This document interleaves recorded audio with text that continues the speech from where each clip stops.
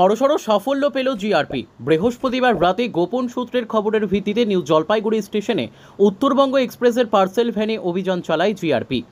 এরপর সেখানে তল্লাশি চালাতেই উদ্ধার হয় গাঁজা। তবে এই ঘটনায় কাউকে গ্রেপ্তার করতে পারেনি জিআরপি সূত্রে জানা গিয়েছে, উদ্ধার হওয়া গাঁজা বামনহাট থেকে শিয়ালদায় পাচারের উদ্দেশ্যে নিয়ে যাওয়া হচ্ছিল।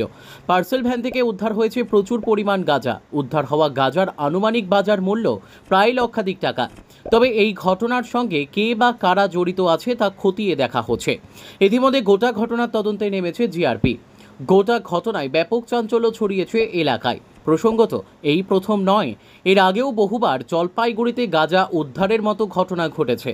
এর আগে লক্ষাধিক টাকার গাঁজা উদ্ধার করেছিল আলিপুরদুয়ার জলপাইগুড়ি রুটের একটি বাস থেকে। গোপন সূত্রে খবর পেয়ে রাতে বানারহাট থানার ট্রাফিক পুলিশ গয়েরকাটা আমাডিপা এলাকায় একটি বেসরকারি বাস আটক করে তল্লাশি চালিয়েছিল। তল্লাশির পর বাসের সিটের নিচ থেকে উদ্ধার হয়েছিল প্রায় 18 কেজি গাঁজা। খবর পেয়ে ঘটনাস্থলে পৌঁছেছিল জলপাইগুড়ি থানার পুলিশ। ঘটনাস্থল থেকে বাসের কন্ডাক্টর ও এক ব্যক্তিকে আটক করলেও প্রাথমিক জিজ্ঞাসাবাদের পর তাদের ছেড়ে দেওয়া হয়েছিল। ব্যুরো রিপোর্ট, আমাদের টিভি।